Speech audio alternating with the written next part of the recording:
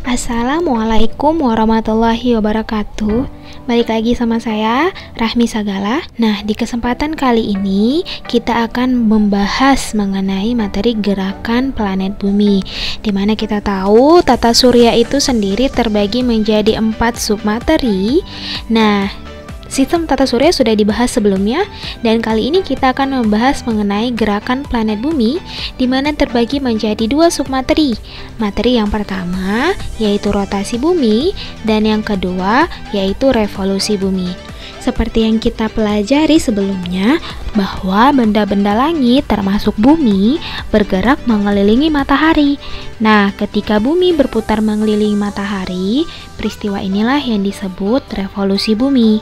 Selain itu, bumi juga melakukan gerakan berputar pada porosnya, yang disebut dengan rotasi bumi. Tentunya revolusi sama rotasi bumi tadi akan membawa dampak bagi kehidupan kita di bumi. Kira-kira apa aja ya? Yang pertama kita bahas rotasi bumi dulu ya, perhatikan baik-baik.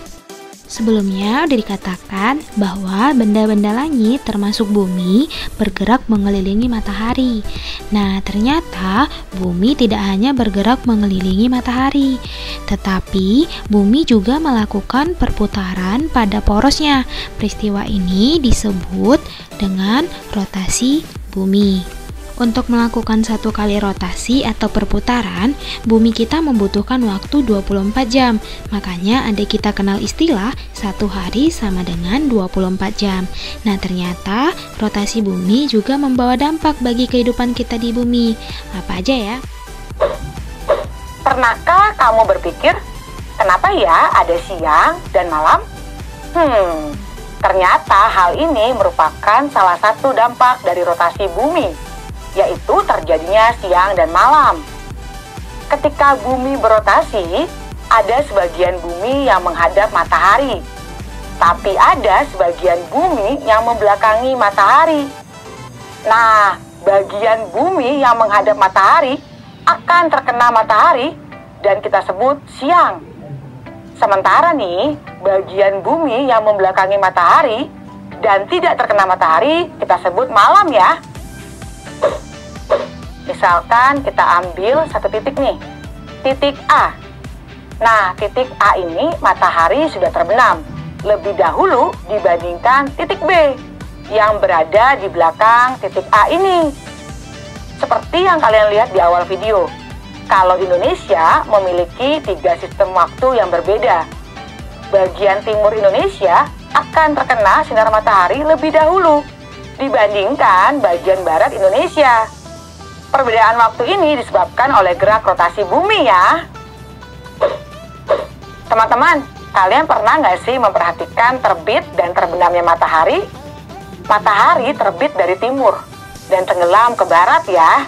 Seolah-olah nih mataharinya bergerak. Hal ini dinamakan gerak semu harian matahari. Semu itu artinya seakan-akan atau seolah-olah, tapi bukan kondisi yang sebenarnya ya. Jadi seakan-akan mataharinya bergerak, padahal sih mataharinya diem aja. Jadi, adapun dampak rotasi bumi yaitu yang pertama terjadinya siang dan malam, yang kedua adanya perbedaan waktu yaitu WIB, WITA, dan WIT, dan yang ketiga gerak semu harian matahari. Nah, itu tadi rotasi bumi. Sekarang kita masuk revolusi bumi. Perhatikan baik-baik ya. Bumi dikatakan melakukan 1 kali revolusi apabila bumi kembali dari titik A dalam 1 putaran seperti ini ya. Ternyata untuk melakukan 1 putaran mengelilingi matahari, bumi membutuhkan waktu selama 365/4 hari atau yang kita kenal dengan 1 tahun. Nah, salah satu dampak rotasi bumi atau perputaran bumi pada porosnya, maka adanya bagian bumi yang menghadap matahari, kita sebut siang. Sementara bagian bumi yang membelakangi matahari kita sebut malam ya. Kalian perhatikan ya, kalau sumbu perputaran bumi lurus seperti ini, seharusnya lamanya siang dan malam menjadi tepat 12 jam di suatu wilayah. Akan tetapi, sebenarnya sumbu atau poros bumi tidaklah lurus seperti ini, melainkan miring sejauh 23,5 derajat. Hal ini akan berdampak pada gerakan revolusi bumi, di mana saat berevolusi, bumi bergerak mengelilingi matahari dengan posisi miring, membentuk sudut 23,5 derajat terhadap matahari. Nah, kemiringan semu bumi ini berpengaruh pada lamanya siang dan malam suatu daerah loh. Misalnya di sini, perhatikan pancaran sinar matahari daerah kutub selatannya ya teman-teman. Kalau kalian perhatikan, kutub selatan tidak menerima pancaran sinar matahari loh. Sekarang kalian perhatikan daerah kutub utara dan perhatikan pancaran sinar matahari di kutub utara.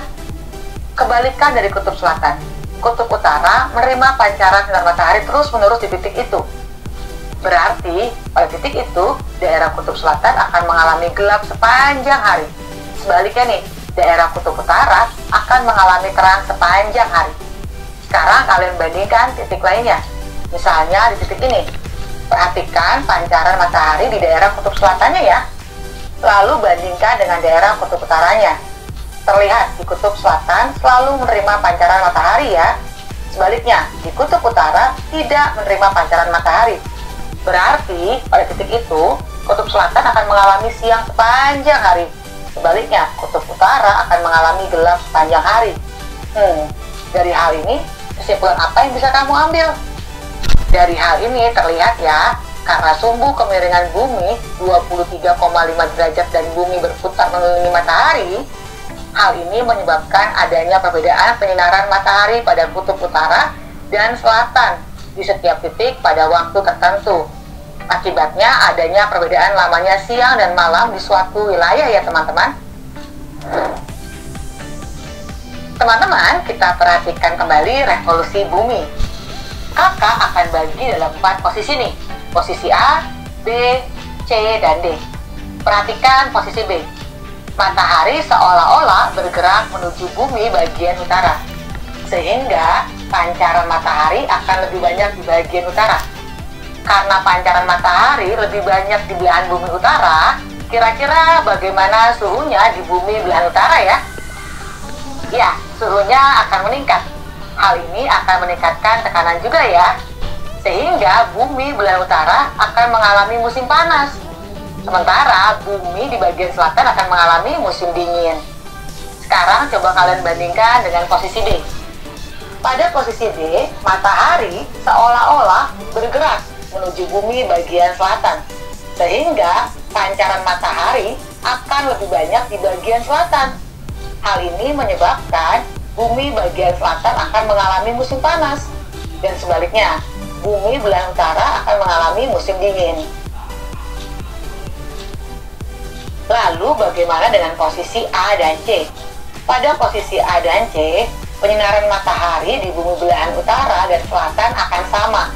Pada posisi A, bumi belahan utara akan mengalami transisi menuju musim panas, yang kita kenal dengan nama musim semi. Dan bumi belahan selatan akan mengalami transisi menuju musim dingin, yang disebut dengan musim gugur. Sementara pada posisi C, bumi belahan utara akan mengalami transisi menuju musim dingin, yang kita kenal dengan nama musim gugur. Sementara bumi belahan selatan akan mengalami transisi musim panas, yang kita kenal dengan nama musim semi. Wah, ternyata pergeseran atau perubahan posisi matahari ke arah belahan bumi bagian utara dan pergeseran posisi matahari dari belahan bumi utara ke belahan bumi selatan, inilah yang kita kenal dengan nama gerak semu tahunan matahari. Gerak semu matahari ini menyebabkan pergantian musim di bumi bagian selatan maupun bumi bagian utara ya teman-teman. Jadi, adapun dampak revolusi bumi yaitu yang pertama, adanya perbedaan lamanya siang dan malam. Yang kedua, adanya perubahan musim. Yang ketiga yaitu gerak semu tahunan matahari.